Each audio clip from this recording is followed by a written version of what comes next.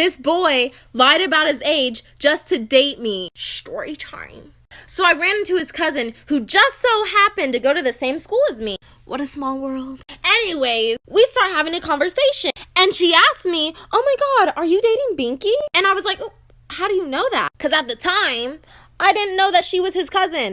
And he didn't go to the same school as me. So I didn't know how she would have known that. And then she tells me, oh, that's my cousin. As we're talking, she says, oh, are you gonna go to his birthday party? And I'm like, no, he actually didn't tell me he was having a birthday party. Weird. And she's like, yeah, that's really weird because it's like coming up next week. And I'm just sitting here like, well, maybe he'll tell me. He probably just had a lot on his mind. And then she says, I can't believe he's gonna be 16 already. Time flies. We're gonna throw him a sweet 16 party. After she says that, I just look at her like, you mean 18, right? Like, you said 16. I think you meant 18. Sorry, there has to be a part 3. Story time of how I found out that my mom was actually my older sister. My older sister never really liked me as a child. We were never close. I never knew why, but I was guessing it was because of the 10-year age gap. But I'm pretty sure she hated me because she couldn't even look me in the eye. I cannot make this up. She would not look me in the eye. But she never really talked to my parents either. She kind of just kept to herself all the time. Sometimes I have vivid memories of when we were younger and she would always be arguing with my parents about something, and I always thought it had something to do with me. Well, I was right. It had everything to do with me because eventually my sister turned 18 and she moved out. For 2 years, I didn't talk to her at all. I honestly don't even think I had her number saved, and I'm pretty sure that she didn't have mine. Well, 2 years later, and I was 10 at the time, she reached out to me via social media. I'm not sure how she found my Instagram name, but it was just my name, so she probably just typed that in and found me. She DM'd me and told me that she wanted to talk about something very important and that she would like to talk over the phone. So we exchanged numbers and we called that same night. And she told me that when she was younger, my dad had taken advantage of her and gotten her pregnant. Some men are absolutely disgusting. Like, yuck, yuck, yuck, yuck, yuck, yuck, yuck. Oh my god. So, I was just at the gym, being a baddie, trying to build a fatty bitch. And there's a guy working out next to me. And all of a sudden, a girl passes by and, he doesn't even look at her. Doesn't look at her face, just looks at her ass and, stares for a good 30 seconds. Like a weirdo. Like a straight 30 second. I understand peeking, 10 seconds, but 30 seconds just straight. And there's nothing wrong with checking a girl out because some of these girls out here be fine.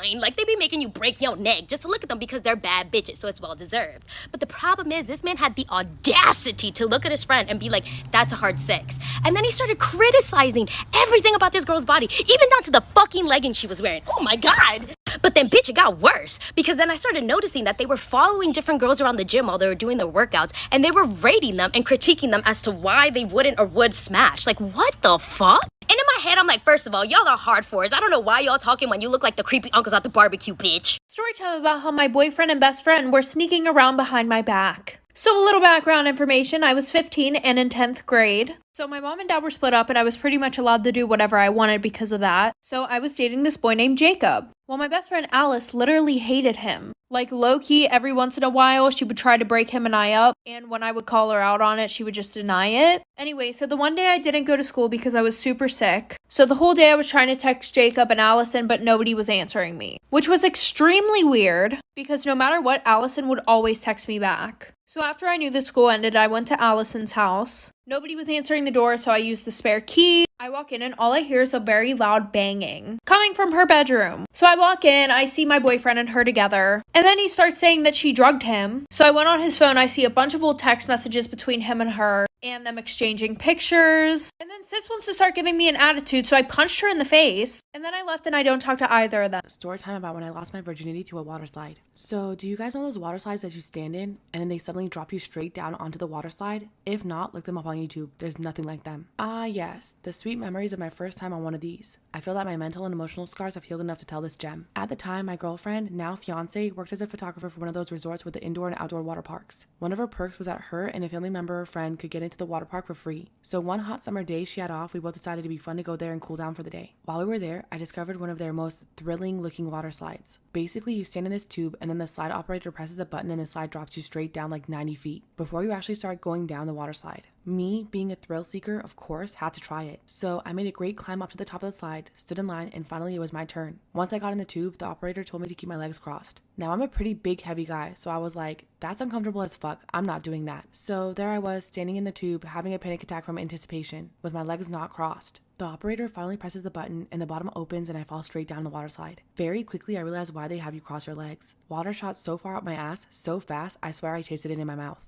My body raced down that slide as I questioned every life choice I had ever made. Once I made it down to the bottom, I sat there for a moment, absolutely violated. I felt like someone in an old episode of Law & Order, Special Victims Unit. I built up the courage to finally stand up, and all I could feel was a nice warm stream of water mixed with shit and maybe a little bit of blood shoot out of my ass faster than a steamboat geyser at Yellowstone National Park. I quickly got off the slide and ran to the bathroom with a trail of shitty water tailing me as the slide operator stared in awe. They had to shut down the slide for the rest of the day, but man was my asshole clean after that. Story time. Would you call this cheating? So a little background information. I was 16 and a sophomore in high school, and I was dating this guy who we're gonna call Tom, right? When we started dating, everything was super good. But a little bit into our relationship, I started to get the ick. Anything and everything he would do would literally irritate the hell out of me. So at that point, I told him that we should take a break. So we did. Well, while we were on this little break, I decided to go out with my cousin the one night. And she had brought this guy who she was talking to at the time. We're gonna call him Jake. Jake and I had the same classes in school, but we never really talked to each other. Well, I started to get to know him throughout the night, and I realized we had a lot in common. I felt like he was flirting with me, so I decided to flirt with him. When we got home, I had told her how much I really liked Jake. We ended up FaceTiming and falling asleep on the phone together. We all hung out again the next day, and I invited him back to my house, like for part 2. So when I turned 13, I had a birthday party. It's no big deal. I mean, I was just blossoming, turning into a woman. And so I remember my mom was like, no one's allowed in the rooms. Everyone needs to be outside. If you see anyone inside, you need to tell me. I was like, oh my God, Booma, you don't need to pop off. I get it, Booma, come on. I remember I saw 3 adults walk out of my room. I didn't tell my mom, but let me tell you why. Because I was like, maybe they're designing a gift for me. So the end of the day came, no surprise present came. I'm not mad. Are you mad? Because I'm happy. So we started cleaning up, and then we went to go clean my room in case. Oh, the best part is coming! There was a voodoo doll under my bed. It looked exactly like me. I remember there was one needle on its left eye, another needle on its heart, and it was laying on like a ratchet green leaf. And then next to it, there was a note that said, this is all gonna be mine in cursive. So then my mom started doing research on this. My mom got pregnant many years ago after she married my dad, and they were both overjoyed to have a daughter. After my birth, they were waiting anxiously for me when the nurse walked in, looking nervous. I'm not sure if you want to see her. Oh my God, is she ugly? I'm going to have a heart attack if she's ugly. I think she's a dwarf. Mom leapt forward and took me from the nurse, and Dad stared at me in horror. I was really tiny and ugly, like a frog. I'll have you fired, you moron. I don't care what my daughter looks like. She's mine, and she's beautiful. So what if she's a bit small? But as years went by and my progress was monitored by doctors, I was diagnosed with slower growth than most people, which meant I'd always look younger than I actually am. Mom didn't care, as long as I was healthy. But Dad... Story time about how a stranger wandered into my house and it led to something amazing. I woke up one night to someone ringing my doorbell over and over vigorously. I looked at the clock and I saw it was 3 in the morning. I went to the door and looked out of the peephole and saw a young woman outside on my porch. I opened the door and could immediately tell that she was intoxicated. She started explaining to me that she was at a bar down the street and lost her phone. That's when she asked if she could use mine and call someone for a ride home. It was freezing outside, so I reluctantly let her in. She asked me for water, so I led her to the kitchen. She proceeded to open my fridge and start eating my lunch meat and various other snacks. She then kicked off her heels and sat down at the table with a jar of pickles and started talking to me like she's known me for years. She told me her name was Krista and asked me how work was and what I was up to tomorrow. I reminded her that she needs to call someone to come pick her up and handed her my cell phone. She took the phone and FaceTimed her brother. She told him that she needs a ride but she has no idea where she's at and handed me the phone to talk to him. I told him the situation and gave him my address to come pick her up ASAP. A few seconds later, my doorbell began ringing again and someone started banging on my door. I went to the door and opened it to find a guy outside and he looked furious. This is when things got intense. So today I went to church to confess one of my most recent sins to the priest. So I sat in the confession booth. I told the priest, I said, Father, I have sinned, and the priest wanted to hear all about it. So I said to him, I said, Father, last night I almost cheated on my wife. And the priest goes, what do you mean you almost cheated on your wife? So I told him, I said, Father, I was in a room with another girl. We got naked and all we did was rub each other. We didn't actually do anything. My priest turns to me and goes, rubbing together is the same thing as putting it in. Now for your sins, you must never see that woman again. You must say 5 Hail Marys and put $50 into the donation box. So anyway, I tell the priest I'm not going to see the girl again. I say my 5 Hail Marys and I walk out the door. So all of a sudden, my priest comes running after me saying, hey, I saw you. You didn't put $50 into the donation box. I looked at him and said, yeah, I did. I took the money and rubbed it against the box because it's the same thing as putting it in. Don't open your eyes. On the last day of every month, close the blinds or curtains before you sleep. If in the middle of the night you hear a tapping noise at your window, don't open your eyes. If you're one of the unlucky ones, you'll hear the pebble sound at your window. It's not a friend, just keep your eyes shut. The sound will get louder, the tapping will get faster and faster. Don't let your curiosity get the better of you. Don't move. It'll lose its patience, it'll start thumping the window. Your window will shake and shudder and the noises will only get louder. It will furiously pound the window and shake the panes. Don't worry, the window won't break, but for goodness sake, don't open your eyes. No matter how scared you are, no matter how badly you want to scream, pretend you don't hear, pretend you're still asleep.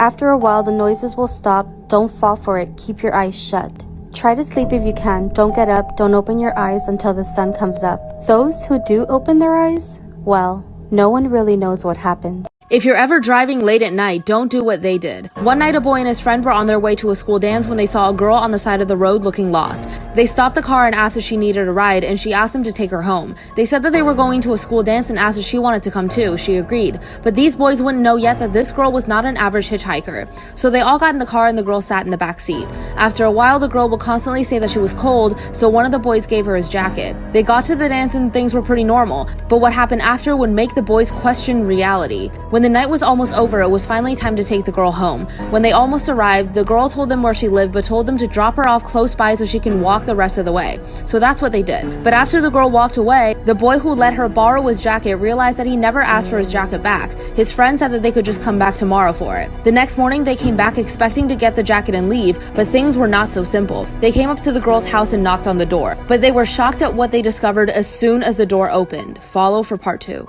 A little girl brought her pet hamster to the vet because it wasn't moving or eating anything for 3 whole days, and you're never gonna guess why. According to the little girl, all the hamster had done for the last 3 days was sit on the side of the cage, wouldn't move, wouldn't eat or drink or anything. When the vet was examining the hamster, he seemed totally fine. So she asked the little girl, was there anything that happened that might have caused this? And she said, well, a few days before this, the hamster actually escaped from its cage and we found it underneath the refrigerator. Sure enough, as the vet went on to examine the hamster, she found something in the hamster's cheek. Turns out while he was underneath the refrigerator, the hamster put a magnet in his cheek. And the reason he wasn't moving is because he was magnetized to the side of the cage for 3 days. My family, who is extremely homophobic, ended up kicking me out and replacing me with my best friend. My family is absolutely awful when it comes to topics about the LGBTQ+ community. Literally any mention of it and they get extremely upset. Which sounds like they're suppressing something to me, but I had a friend that we can call Katie and my family absolutely adored her. Every Christmas they would buy her presents. She would spend family movie night with us and they honestly treated her like she was the favorite daughter. So one day I made the decision to come out and I decided to talk to Katie about it. She was literally so supportive and so respectful that I gained the confidence to talk to my family about it. Bad idea. Health striked and they immediately kicked me out of the house. So I found myself on a schedule of switching from couch to couch at different friends' houses. One particular night that was really hard for me, I decided to go visit them. I was missing them and also hopeful that they might accept me back in. And as I approached the house, my best friend was over there. She was playing games and doing family movie night with them, and so I decided to knock on the door. I burst into tears and went off on all of them. The absolute audacity. Later, my best friend texted me saying that she had a secret. Follow my Insta. This is why you should never study too much. Kenzie's mom was obsessed with her getting good grades, but she could have never expected the terrifying things that this would lead to. Eventually, Kenzie's mom bought her an old school desk so she could study even more at home, but this was a grave mistake. Soon, Kenzie started to feel a sharp pain in her back, but only when she sat on the desk. This got worse and worse until she just couldn't study anymore, but no one could expect the true reason behind why this was happening. Kenzie's mother started to worry, so they brought her to the doctors. Mysteriously, there was nothing wrong with her, but one day by accident, they found a secret none of them know. Something truly horrifying was happening behind the scenes, and nothing about Kenzie's mysterious back pain or the desk is what they think it is. Follow for part. So I just watched my family's old abandoned farm being explored by someone on TikTok, and they should not have gone. I just found another Reddit story for you guys, and I'm dying to do this makeup look because I want to look just like a doll too. It's late, and I'm doing my usual sitting in bed long past the time that I should be asleep. Mindlessly scrolling on TikTok, it's a bad habit, I know. I lazily flicked the last video away, which was a cat wearing a helmet fashioned out of a melon.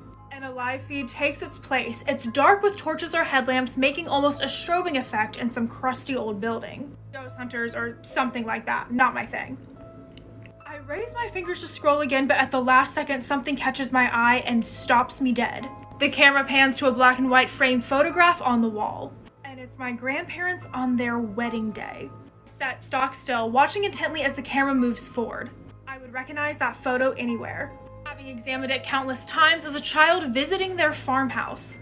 and it was my favorite picture hanging on their walls. This TikToker couldn't be at my grandparents' farm, surely.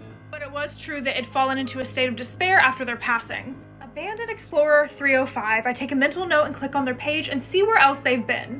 But I can't bring myself to look away from this feed in case it disappears forever. Move further into the living room.